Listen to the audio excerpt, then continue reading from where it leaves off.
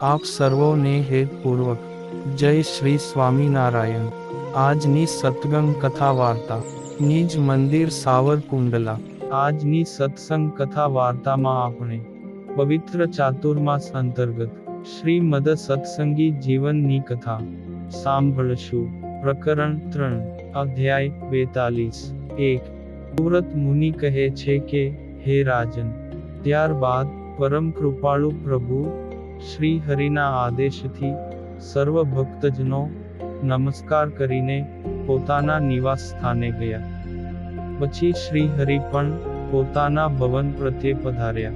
એ ભક્તજનોને પોતાના દેશમાં પાછા જવાની અંતરમાં ઈચ્છા ન હતી, છતાંને ભગવાન શ્રી હરિનો આદેશ થતાં જ પોતાના ગામ પ્રત્યે જવા માટે તત્પર થયા। તેમજ એ રાત્રિએ માર્ગમાં ઉપયોગી ભાતા બનાવવા લાગ્યા અને ભગવાન શ્રી હરિની પ્રસાદીભૂત વસ્તુઓને નાની નાની કોથળીઓમાં ભરી લીધી। એ વસ્તુઓ દૂર દેશ સુધી લઈ જવાની હોવાથી કોથળીઓના મુખ પણ સીવી લીધા। એ ભક્તજનોએ વસ્ત્ર, પાત્ર તેમજ ભાતાના ડબરાને મોટા થેલામાં ભર્યા, તેમજ વાહનો તૈયાર કરીને પડવાને દિવસે પ્રાતઃકાળે જવા માટે તૈયાર થયા। મુનિજનો પણ પ્રાતઃ સ્નાનાદિક નિત્ય કર્મ કરીને તુંબડાઓમાં દોરીઓ બાંધી, તેમજ ખભા ઉપર પુસ્તકો મૂકીને વિચરણ કરવા તૈયાર થયા। આમ હરિભક્તો તેમજ સંતોના અંતરમાં ભગવાન શ્રી હરિના દર્શન કરવાની ઉત્કંઠા હતી। તેથી ઉત્તમ રાજાના રાજભવનના આંગણામાં આવીને ઊભા રહ્યા, તેમજ પોતાના ખભા ઉપર વાંસની લાકડીઓ મૂકીને બ્રાહ્મણો ભક્તો પણ ત્યાં ઊભા રહ્યા। ત્યારે ભક્ત વત્સલ ભગવાન શ્રી હરિ પણ પોતાના ભક્તજનોને દર્શન આપવાની ઈચ્છાથી અશ્વ ઉપર આરૂઢ થયા ને નગરની બહાર ભાગોળ સુધી પધાર્યા।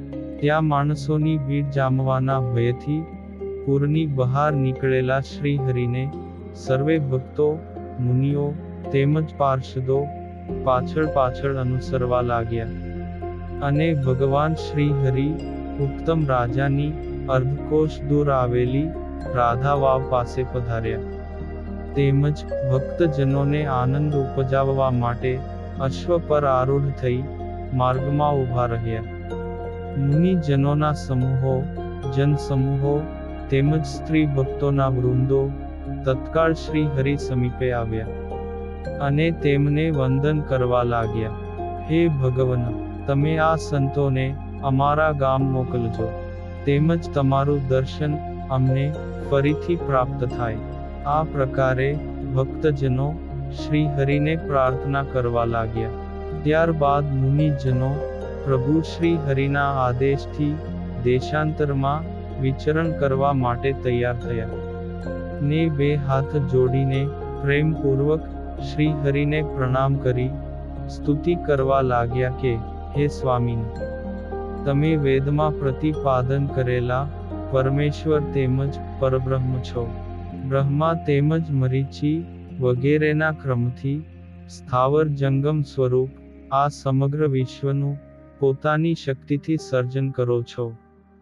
સ્વતંત્ર એવા તમે આ વિશ્વના રક્ષણને અર્થે મત્સ્ય, કૂર્મ, વરાહ વગેરે અવતારોને ધારણ કરો છો।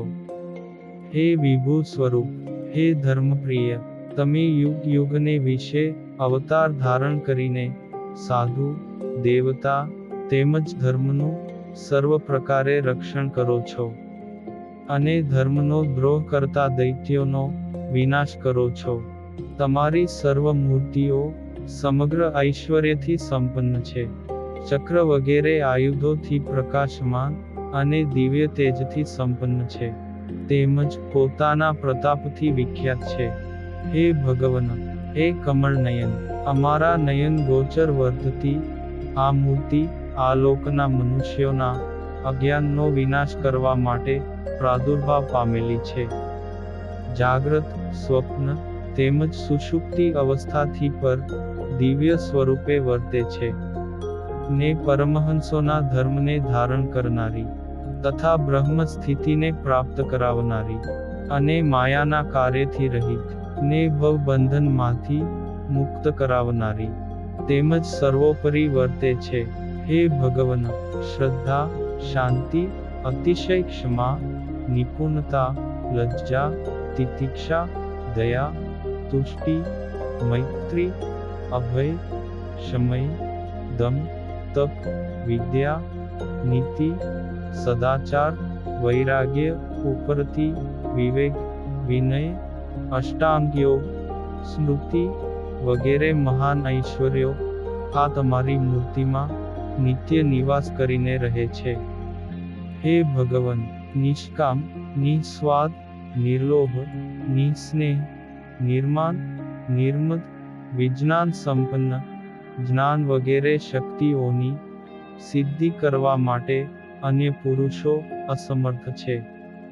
એ શક્તિઓ આ મૂર્તિ દ્વારા તમે પ્રગટ કરી છે, પણ અન્ય મૂર્તિ દ્વારા પ્રગટ કરી નથી. તેથી આ તમારા સ્વરૂપની સનકાદિકો તેમજ બ્રહ્માદિક દેવતાઓ પણ ઉપાસના કરે છે. હે ભગવન, આ ધરતી ઉપર પોતાના કુકર્મથી ઉત્પન્ન થયેલા ગુરુઓ અધર્મ સર્ગને વશ વર્તે છે. દૈત્યોના અંશ સ્વરૂપ તેમજ પાખંડી છે. તે ગુરુઓ પોતાની બુદ્ધિથી કલ્પેલા તર્કયુક્ત શાસ્ત્રથી મનુષ્યોને વિભ્રાંત બનાવે છે. એ વિભ્રાંત બનેલા મનુષ્યોને કષ્ટથી પણ નિવારણ ન કરી શકાય તેવા અધર્મ સર્ગથી મુક્ત કરવા માટે તમારા સિવાય અન્ય કોણ સમર્થ છે? દંભ, રાગ, દ્વેષ, કલી, હિંસા, ક્રોધ, દુરુક્તિ, મૃત્યુ, શઠતા, વ્યામોહ વગેરે અધર્મ સર્ગના સમુદાયથી તમે પોતાના જનોનું નિરંતર રક્ષણ કરો છો. અવિદ્યાના કાર્ય સ્વરૂપ તામિશ્ર વગેરે 5 દોષો થકી પણ તમે રક્ષણ કરો છો. તેમજ કાળે કરીને વિનાશ પામેલા પરમહંસના ધર્મોને પોતાના પ્રતાપથી આનંદપૂર્વક વિસ્તારો છો.